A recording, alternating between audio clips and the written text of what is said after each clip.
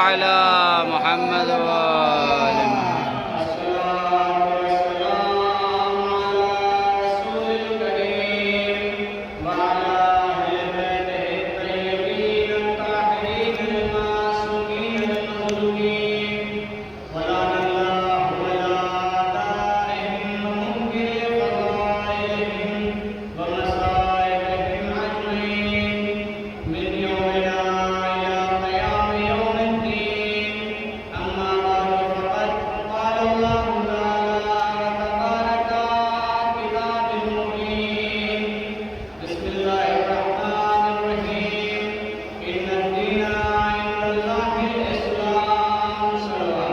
اللهم صل على محمد وآل محمد.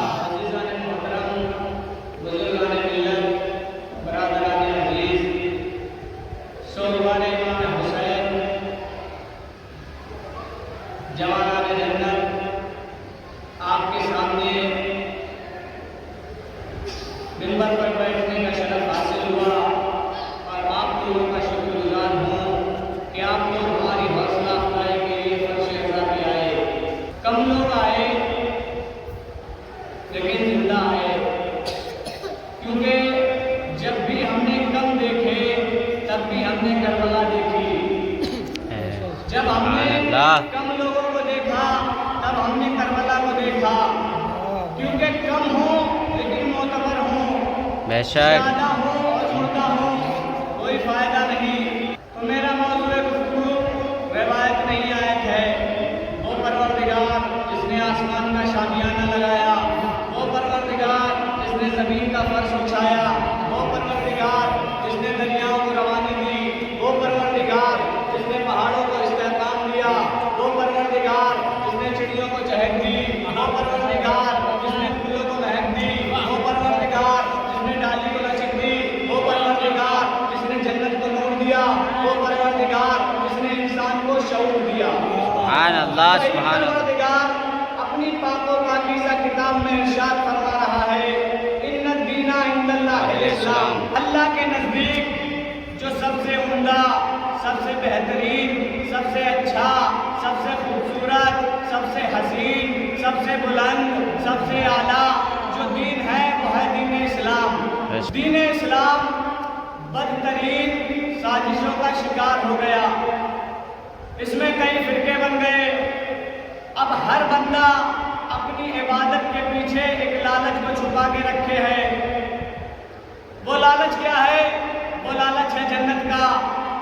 نماز پڑھو تاکہ جنت مل جائے، روزہ رکھو تاکہ جنت مل جائے، حج کرو تاکہ جنت مل جائے، خمس ادا کرو تاکہ جنت مل جائے، زیارت کرو تاکہ جنت مل جائے، پڑوسی کا خیال رکھو تاکہ جنت مل جائے، والدین کی خدمت کرو تاکہ جنت مل جائے.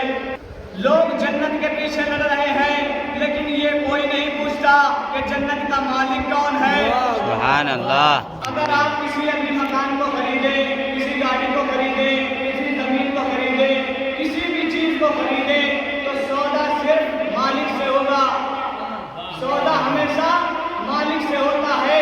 تو پھر ہم کیوں کہہ رہے ہیں روزہ رکھو تاکہ جنت مل جائے، نماز پڑھو تاکہ جنت مل جائے، حج کرو تاکہ جنت مل جائے؟ پہلے ہمیں یہ پتہ لگانا چاہیے کہ جنت کا مالک کون ہے.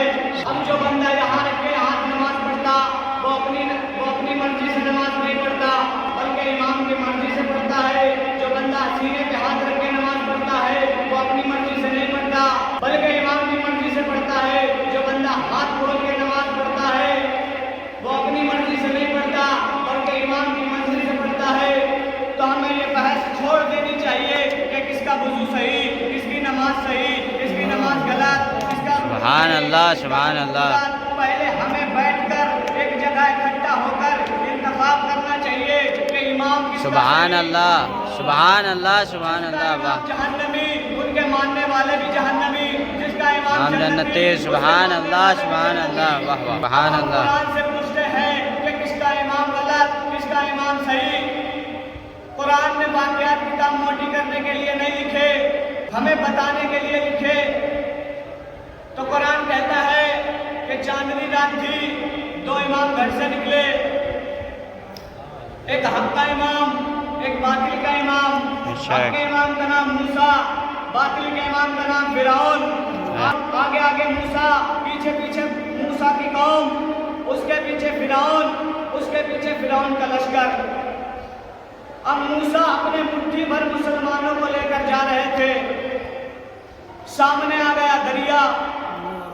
اب جیسے ہی دریا کا آنا تھا، موسیٰ کے ماننے والوں نے دیکھا، کہا موسیٰ تو نے ہمیں مروا دیا، آگے جائے تو دریا میں ڈوب کے مر جائے، پیچھے جائے تو فرعون کا لشکر مار دے. اب موسیٰ گھبرانے لگے تو آواز قدرت آئی، موسیٰ گھبرانا، ہم نے تجھے ایسا معجزے میں دیا، عصے کو دریا پہ مار.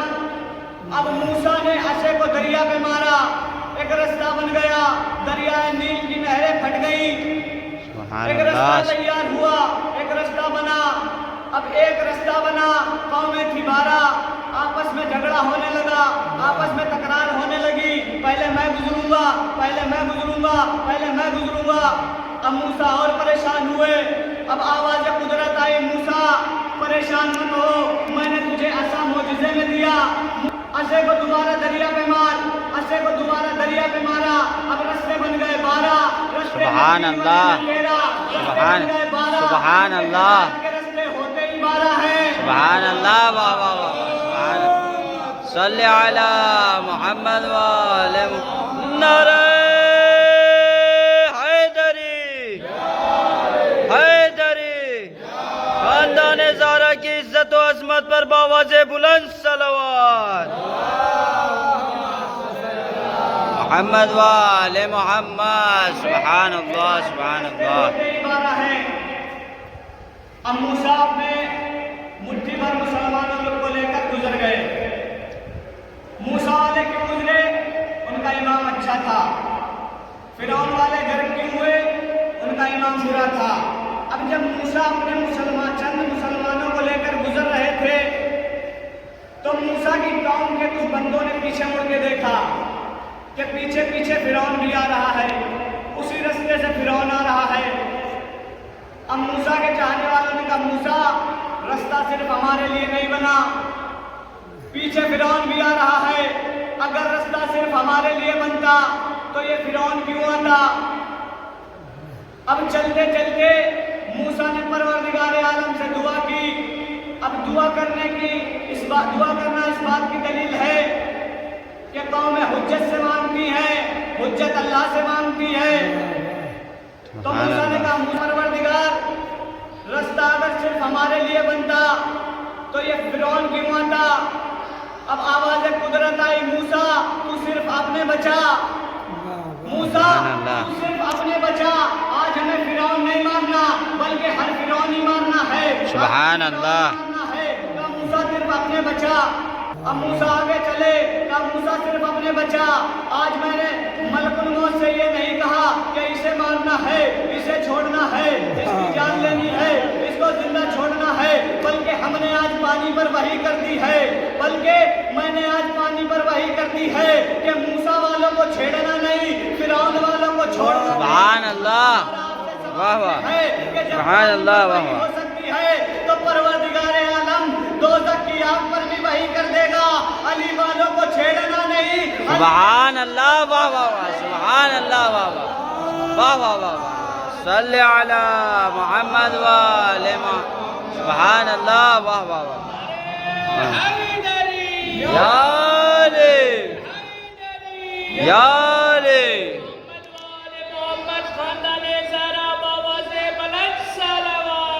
اللہم صلی علی محمد وآل محمد. پانی پر ہو سکتی ہے تو پروردگار عالم جہنم کی آگ پر بھی وحی کر دے گا کہ علی والوں کو چھیڑنا نہیں، علی کے دشمن کو چھوڑنا نہیں. اب موسیٰ والے پار کیوں ہوئے؟ کیونکہ ان کا امام اچھا تھا. فرعون والے گھر کیوں ہوئے؟ ان کا امام برا تھا. اب جب موسیٰ اپنے مٹھی بھر مسلمانوں کو لے کر پار ہوئے تو چلتے چلتے موسیٰ نے کہا گن کے دیکھ لیتا ہوں جتنے آئے تھے اتنے ہیں یا کم ہیں یا زیادہ ہیں. اب چلتے چلتے موسیٰ نے گننا شروع کیا، اس میں ایک شخص زیادہ تھا. اب جو زیادہ تھا وہ اپنا چہرہ ڈھکے ہوئے تھا. موسیٰ کو شک ہوا. موسیٰ نے دیکھا. دیکھنے کے بعد کیا دیکھتے ہیں کہ یہ جادوگر سامری ہے. یہ وہی جادوگر سامری جو جادو کر کے لوگوں پر فرعون کو خدا منواتا تھا. اب دیکھا جادوگر سامری تو موسیٰ قریب گئے. کہا سامری تو میرے ساتھ پار کیسے ہوا؟ تو گھر سے میرے ساتھ نہیں چلا, تو گھر سے فرعون کے ساتھ چلا. اب سامری نے کہا موسیٰ جب تم دریا پار کر رہے تھے تو ہم نے آنے کے موقع پر اینی ٹائم پر ہم نے اپنا امام بدل لیا. سبحان اللہ. واہ. امام بدل لیا. تو کہا تم نے امام کس ٹائم بدلا؟ معجزے سے پہلے بدلا, رستہ بننے سے پہلے بدلا, یا رستہ بننے کے بعد بدلا؟ کہا رستہ بننے سے پہلے. کہا رستہ بننے سے پہلے کیسے بدل لیا؟ تب تو میرا معجزہ بھی ظاہر نہیں ہوا, تو تمہیں پتہ کیسے چل گیا کہ میں ہی ایک اچھا امام ہوں؟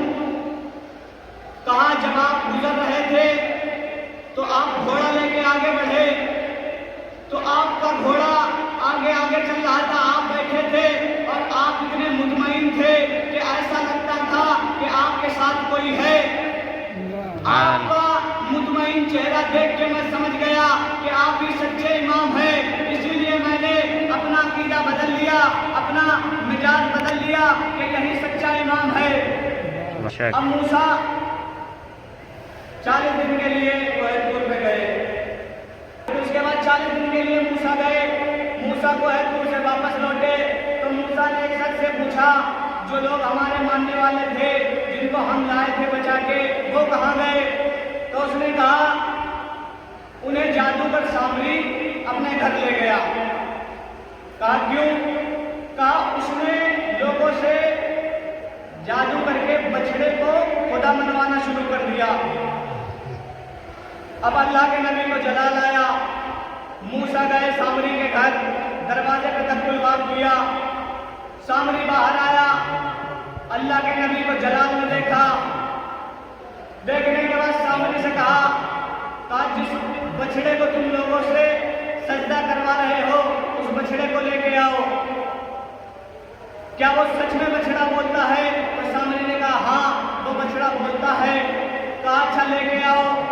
اب نبی, اللہ کا نبی جانتا تھا کہ اگر جادو ہوگا تو جادو نبی کے سامنے چلتا نہیں ہے. سبحان اللہ. بے شک. اب بچڑے کو کپڑے میں لپیٹ کے سامری لایا. اب سامری ڈر رہا ہے. تو موسیٰ نے کہا ڈر کیوں رہا ہے؟ کہا حضور میں ڈر اس لیے رہا ہوں کہ یہ بولے گا بھی. اب جب یہ بولے گا تو آپ کو اور جلال آئے گا. اب موسیٰ حیرت میں آ گئے کہ ہم کہہ رہے ہیں یہ بولے گا نہیں, یہ کہہ رہا ہے یہ بولے گا. تو کہا بلوا کے دکھا. اب سامری نے اشارہ کیا, بچڑا بولنے لگا. اب موسیٰ حیرت میں آ گئے کہ یہ بچڑا بولا کیسے, یہ کیوں بولا؟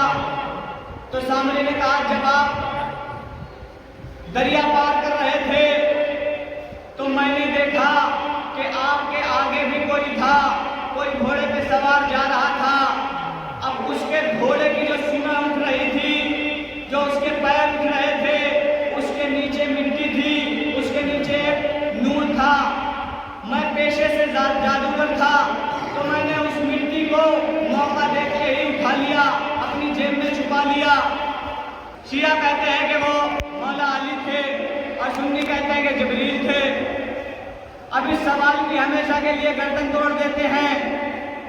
اب ہم سنی بھائی شیعہ بھائیوں کی نہیں مانتے ہیں, سنی بھائیوں کی مان لیتے ہیں کہ جبرائیل کون ہے؟ علی کا شاگرد, حسنین کا درجی, حسنین کا درجی, فاطمہ کا نوکر. اب آپ یہ بتائیے جب فاطمہ کے نوکر کے گھوڑے کے پیروں کی زمین میں اتنی طاقت ہوگی, سبحان اللہ. سبحان اللہ. ذوالجناح میں کتنی طاقت؟ سبحان اللہ. واہ واہ واہ. سبحان اللہ. صلی علی محمد. جب نوکر کے گھوڑے کے پیروں کی مٹی میں اتنی طاقت ہے تو ان کے بیٹے کے ذوالجناح میں کتنی طاقت ہوگی؟ اب جس کا امام اچھا وہ کامیاب, جس کا امام خراب وہ گھر کھو گیا. ہمارے یہاں دین اسلام کو ضد بنا لیا گیا ہے، ولایت علی کو ضد مان لیا گیا ہے کہ اس نے علی کو مانا، ہم اس کی ضد میں علی کو چھوڑ دیں گے۔ اپنی قبروں میں آگ بھر رہے ہیں، اس نے علی کو مانا، ہم اس کی ضد میں علی کو چھوڑ دیں گے۔ پتہ سب کو ہے کہ ولایت علی واجب ہے، بے شک۔ اب کچھ لوگ کہتے ہیں ولایت علی مستحب ہے۔ اب ہم ان کے لیے ایک جملہ کہیں گے کہ اگر ولایت علی مستحب ہے تو مستحب کے معنی بتائیے، مستحب کے معنی کیا ہے، شرعی معنی کیا ہے؟ مستحب اس فعل کو کہتے ہیں جس کے کرنے سے ثواب ملتا ہے، نیکیوں میں اضافہ ہوتا ہے، اور چھوڑنے سے عذاب نہیں آتا۔ واجب وہ فعل ہے کہ جس کے کرنے سے ثواب ملتا اور چھوڑنے سے عذاب آتا ہے۔ آپ کو سمجھانے کے لیے ایک جملہ کہوں گا، آپ صبح کی 2 رکعت نماز واجب فجر کی پڑھیے، اس کے ساتھ میں 2 رکعت نافلہ پڑھیے۔ اب آپ نے جو نافلہ نماز پڑھی وہ اگر آپ نے پڑھ لی تو آپ کی نیکیوں میں اضافہ ہو گیا، اگر وہ آپ چھوڑ دیتے تو آپ پہ عذاب نہیں آتا۔ لیکن جو واجب چھوڑنے کا کیا ہے؟ اب اگر یہیں سے سوچئے، واجب اگر چھوڑتا ہے تو اس پہ عذاب آتا ہے۔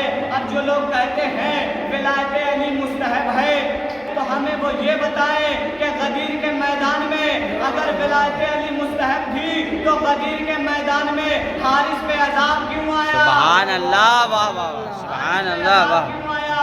کیونکہ مستحب پہ عذاب آتا نہیں ہے۔ اگر یہ واجب نہیں تھی تو عذاب کیوں آیا؟ سبحان اللہ، واہ واہ۔ صلوات پڑھے محمد والے۔ اللہم صلی علی محمد و آل محمد۔ سبحان اللہ، سبحان اللہ۔ کسی سے بھی پوچھئے سنی بھائی سے تو وہ کہے گا، اگر پوچھئے کہ اسماعیل کو کیوں مانا؟ نبی کے کہنے پر۔ میکائیل کو کیوں مانا؟ نبی کے کہنے پر۔ اسرائیل کو کیوں مانا؟ نبی کے کہنے پر۔ اسماعیل کو کیوں مانا؟ نبی کے کہنے پر۔ چاند کو کیوں مانا؟ نبی کے کہنے پر۔ سورج کو کیوں مانا؟ نبی کے کہنے پر۔ تاروں کو کیوں مانا؟ نبی کے کہنے پر۔ دریاؤں کو کیوں مانا؟ نبی کے کہنے پر۔ اور ان سے پوچھئے کہ نبی نے کیا کوئی چیز دکھائی؟ کہا نہیں، دکھایا نہیں بلکہ بتایا۔ اب ابو جہل کی جاہل اولادوں سے میرا ایک سوال ہے، جو دکھایا، اب جو بتایا اس کو مان رہے ہیں، جو غدیر کے میدان میں ہاتھوں پہ بلند کر کے دکھایا اور بتایا من کنت مولا ہو، سبحان اللہ، سبحان اللہ، اس کو نہیں مانتے۔ نعرہ حیدری، حیدری، خاندان زہرا کی عزت و عظمت پر بآواز بلند صلوات۔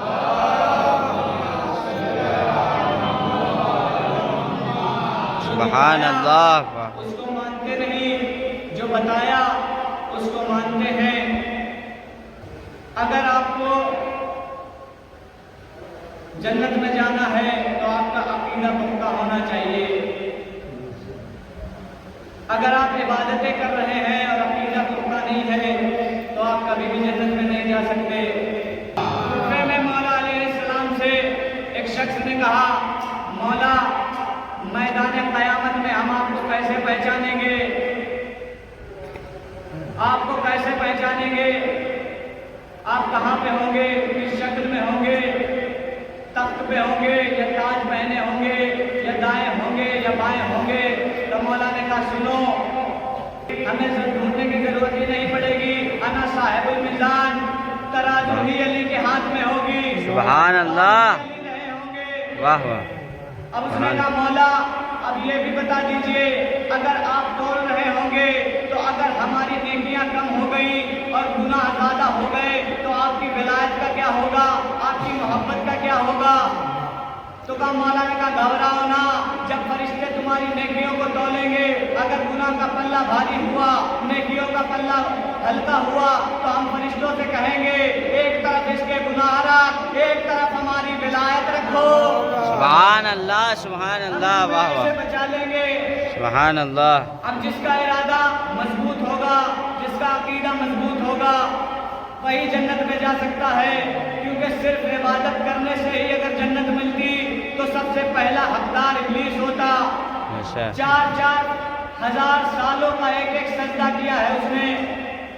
تو ہمیں چاہیے کہ پہلے ہم اپنے عقیدے مضبوط کریں, تب ہم جنتی بنیں گے.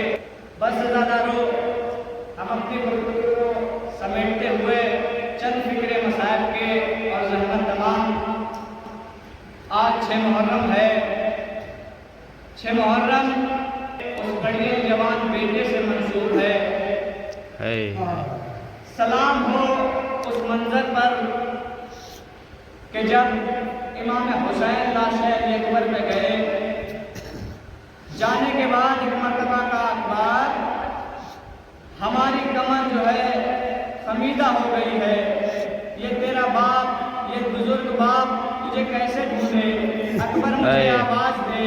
ایک مرتبہ راوی کہتا ہے کہ میں نے حسین کو پہلے بھی دیکھا, جب انہوں نے قاسم کا لاشا اٹھایا تب بھی ہم نے دیکھا, اور محمد کے لاشیں لائے پھر بھی ہم نے دیکھا, لیکن جب اکبر کے لاشیں پہ آئے ہیں نا تب ہم نے حسین کو پہچانا نہیں. کمر جھک گئی تھی, بال سفید ہو گئے تھے. عزادارو رونا ہو رو لیجیے, مصائب کوئی سننے کی چیز نہیں ہے بلکہ مصائب تصور کرنے کی چیز ہے. عزادارو راوی کہتا ہے حسین کے بال سفید ہو گئے تھے. حسین نے کہا میرے لال مجھے کچھ دکھائی نہیں دیتا, مجھے آواز دے. ایک مرتبہ اکبر نے آواز دی, بابا ادھر آئیے. اب جیسے ہی اکبر کے پاس گئے, جانے کے بعد کہا بیٹا تمہاری کوئی خواہش ہو, تمہاری کوئی تمنا ہو, تمہیں کچھ چاہیے ہو, ہم سے مانگ لو, کیونکہ تم نے ہم سے آج تک کچھ نہ مانگا. جب بھی مانگا اپنی پھوپھی سے مانگا. ہم اتنا کہنا تھا. اکبر نے کہا بابا میرا پیاس سے دم گھٹنا کہنا تھا. حسین نے اپنی زبان کو اکبر کے گلے میں ڈالا. اب جیسے ہی ڈالا اکبر نے فوراً زبان کو اگل دیا. کہا بابا آپ کی زبان تو ہم سے بھی سوکھی ہے, آپ کی زبان تو ہم سے بھی سوکھی ہے. اب اس کے بعد اکبر نے کہا بابا نے حسین نے کہا بیٹا پھوپھی کے پاس لے چلتے ہیں. کہا پھوپھی کے پاس لے چلتے ہیں. کہا بیٹا اب اٹھانا چاہتے ہیں. ایک ہاتھ حسین نے اکبر کی گردن میں ڈالا, ایک پیروں میں ڈالا, لیکن بوڑھا باپ جوان بیٹے کی میت کیسے اٹھائے. اٹھانا چاہتے ہیں لیکن لاش کو پھر رکھ دیا. رکھنے کے بعد کہا بیٹا مجھے سہارا دو تاکہ ہم تمہارے سہارے سے تمہیں اٹھا سکیں. کہا اپنی دونوں باہوں کو ہماری گردن میں ڈالو. اکبر نے ایک ہاتھ کو گردن میں ڈالا, دوسرے ہاتھ کو سینے پہ رکھا. کہا بیٹا دوسرا ہاتھ کو ڈالو, یہ سینے پہ کیوں رکھے ہو. کہا بابا آپ بزرگ ہیں, آپ کو میں صدمہ دینا نہیں چاہتا. کہا بیٹا تو بتا تو صحیح ہوا کیا ہے, یہ تیرا صابر باپ ہے. اب جیسے اتنا کہنا تھا اکبر نے ہاتھ کو ہٹایا. اب حسین نے کیا دیکھا, برچھی کی انگلی اکبر کے سینے میں ٹوٹی ہے. حسین نے چاہا کہ اس برچھی کے پھل کو کھینچے. اب جیسے ہی برچھی کا پھل پکڑا, اب جیسے ہی نکالنا چاہتے ہیں, نجف کا رک گیا, برچھی کو نکالنا شروع کیا. کیا دیکھا, برچھی کے انگلی کے ساتھ اکبر کا کلیجہ آیا.